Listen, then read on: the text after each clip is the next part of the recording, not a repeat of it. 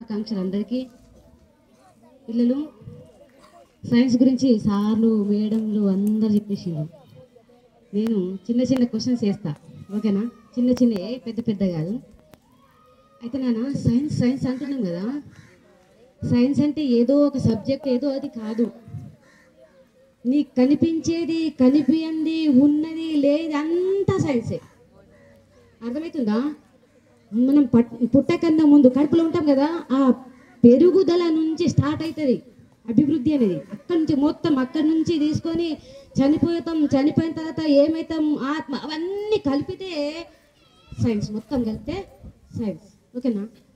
Science అంటే మీరు ప్రయోగాలు చేయాల్సిన అవసరం లేదు, ఎక్కడికో వెళ్ళేసి ఏం చేయాల్సిన అవసరం లేదు. నేను చిన్న చిన్న మీకు చెప్తున్నా. ఏంటంటే ఇప్పుడు మన మన హ్యూమన్ బాడీ కదా, అవునా?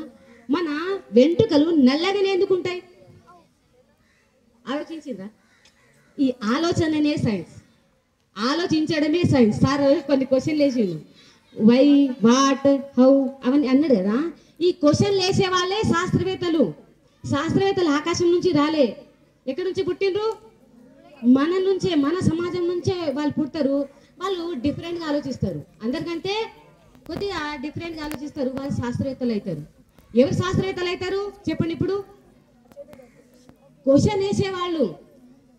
క్వశ్చన్ వాళ్ళ మైండ్లో ఒక ఏదైనా చూడంగానే వాళ్ళకు ఒక క్వశ్చన్ వచ్చేస్తుంది. ఇప్పుడు నేనేమన్నా, మన వెంట్రుకలు నల్లగా ఎందుకుంటాయి? కారణం చెప్పండి. కారణం తెలుసుకోవడం, అవునా? అందులో ఒక విటమిన్ ఉంటుంది, అది తెలుసుకోండి మీరు, ఓకేనా? తెలుసుకోవడమే సైన్స్. మన పళ్ళు తెల్లగానే ఎందుకుంటాయి? తోముకుంటామని కాదు, పళ్ళు తెల్లగా ఉంటాయి, మన వెంట్రుకలు నల్లగా ఉన్నాయి. రక్తం ఎర్రగానే ఎందుకున్నది, పచ్చగా ఎందుకు లేదు? చెట్లు పచ్చగానే ఎందుకున్నాయి, ఎర్రగా ఎందుకు లేవు? పువ్వులు రంగురంగులుగా ఉంటాయి, దానికి కారణం ఏంటి? అన్నిట్లో సైన్స్ ఉంది సార్, అవునా కదా? అన్నిట్లో సైన్స్ ఉంది. ఇవన్నీ ఆలోచించండి. ఆ తర్వాత మన పళ్ళు తెల్లగా ఉండడానికి ఎనామిల్ పొర ఉంటుంది, అందుకనే తెల్లగా ఉంటాయి బిడ్డ, ఓకేనా? మన వెంట్రుకలు నల్లగా ఉంటాయి, కెరాటిన్ సార్, మెలానిన్ ఉంటుంది, కెరాటిన్ ఇది ఉంటుంది సార్, మన ప్రోటీన్ ఉంటుంది మందులు కదా సార్. అంటే నొప్పి అనేది కట్ చేస్తే నొప్పి కాదు, గోళాలు కూడా ఉంటాయి, ఓకేనా? ఆ తర్వాత రక్తం ఎర్రగానే ఎందుకు ఉంటుంది? హిమోగ్లోబిన్ ఉంది, అందుకనే అది ఎర్రగా ఉంది, అవునా? ఆ తర్వాత చెట్లు పచ్చగానే ఎందుకున్నాయి? క్లోరోఫిల్ ఉంది, అందులో కెమికల్ ఉంది, క్లోరోఫిల్ ఉంది. ఇప్పుడు నాన్న ప్రతిదానికి ఆన్సర్ ఉంది. ఇప్పుడు నేను చెప్పిన క్వశ్చన్లన్నిటికీ మీరు, నేను చెప్తున్నాను సార్లు చెప్తారని మనము ఉట్టిగా నమ్మద్దు. నేను 100 సార్లు 1000 సార్లు ఇదే మాట చెప్తా, అవునా కదా? మీకు కూడా ఒక మైండ్ ఉంది, మీరు కూడా ఆలోచించగలరు, మీరు కూడా సాధించగలరు. ఏం చేయండి మీరు?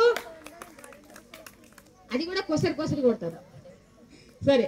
అయితే చప్పట్లు ఎందుకు కొట్టాలా? మాటికి చప్పట్లు కొడతారా? చప్పట్లు ఎందుకు కొడతారు? చప్పట్లు కొట్టడానికి రీజన్ ఏంటి? సార్ వాళ్ళు పనిష్మెంట్ ఇస్తారు. ఇట్లా కొంతమంది ఏం చేస్తారు, సార్లు ఏమంటారు దాన్ని, ఉట్టకు బయట గుంజీలు తీయమంటారు. అసలు గుంజీలే ఎందుకు తీయాలా? కారణం ఏంది? సార్లు కొంతమంది ఉరిపిస్తారు, కారణం ఏంటి? దెబ్బలు కొడతారు, కారణం ఏంటి? అర్థమవుతుందా? ప్రతి దానికి సైన్స్ ఉంటుంది. నాన్న వినండి, కొంతమందికి ఆలోచనలు ఏ విధంగా ఉంటాయంటే, 10th లో నాకు కొంతమంది క్వశ్చన్స్ అడిగితే నాకే ఆన్సర్లు తెలియదు, నేను కనుక్కొని మరీ చెప్తా ఉంటా. ఇలా ఈ విధంగానే మేడం చెప్పింది, థామస్ ఆల్వా ఎడిసన్ కి ఎటువంటి డౌట్ నా మేడం నాటి బాయ్ అని చెప్పింది కదా. ఎందుకు నాటి చెప్పాలనా? ఇతను అడిగే క్వశ్చన్లకి ఆన్సర్లు టీచర్ల దగ్గర ఉండవు. న్యూటన్ కనుక్కున్నాడు కదా, మూడు సూత్రాలా సార్? 3 సూత్రాలు కనుక్కున్నాడు కదా, ఆగమన నిగమన సూత్రాలు ఏమంటారు కదా, గమన నియమాలు. అవి అతనికి కూడా సారు టీచర్లు లెసన్ చెప్పలేకపోయిండ్రు, ఎందుకంటే వాళ్ళు వేసే క్వశ్చన్లే అట్లుంటాయి. మరి ఆ క్వశ్చన్లకి ఆన్సర్ సారు టీచర్లకు కూడా అర్థం కావు. ఇప్పట్లేక గూగుల్ ఆ రోజుల్లో లేకుండే, అందుకనే వాళ్ళను దే ఆర్ నాట్ ఎలిజిబుల్.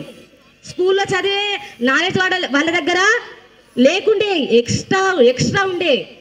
వాళ్ళు మామూలు మనుషుల్లాగా కాకుండా ఇంకా వేరేది థింక్ చేస్తుండే. ఆ కెపాసిటీ ప్రతి ఒక్కరిలో ఉంటుంది. మీరందరూ ట్రై చేస్తే మీకు అందరికి కూడా అది సాధ్యం అని చెప్పేసి నేను చెప్తున్నాను.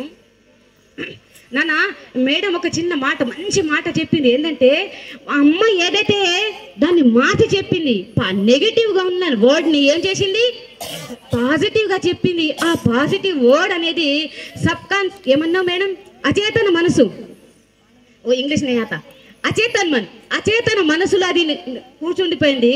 నాన్న నేను ఎప్పుడు దాదాపుగా ప్రతి క్లాస్లో చెప్తా ఉంటా, మీకు మీరే మెచ్చుకోవాలి, మిమ్మల్ని ఎవరు మెచ్చుకోవాల్సిన అవసరం లేదు. ప్రొద్దున లేవంగానే థ్యాంక్ యూ గాడ్ అనండి. మంచిగా మీకు ఒక ఏమంటారంటే దాన్ని ఒక మంచి భావన మీలో జాగృతి అవుతుంది. భూమికి నమస్కరించండి, అమ్మ నాన్నల్ని మొక్కండి.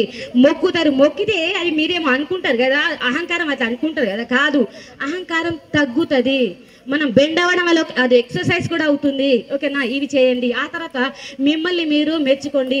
ప్రొద్దున లేచినప్పుడే I'm a good girl, I'm a good boy. ఓకేనా, పడుకునేటప్పుడు చెప్పుకోండి. ఆ నైట్ మొత్తం అలా ఆ విధంగానే ఉంటుంది. మంచి మ్యూజిక్ వినండి, మంచిగా మ్యూజిక్ వింటూ పండుకోండి. ఓకేనా, ఎవరైనా తిడితే ఆ తిట్టుని తిట్టులా కాకుండా దాన్ని మార్చేసి ఏం చేసుకుంటారు, దాన్ని ప్రశంసలాగా మార్చుకోండి. తగిలే రాళ్ళని పునాది చేసి ముందుకెళ్ళాలని, కాచే నిప్పుని ప్రమిదగా మలచి కాంతి పంచాలని.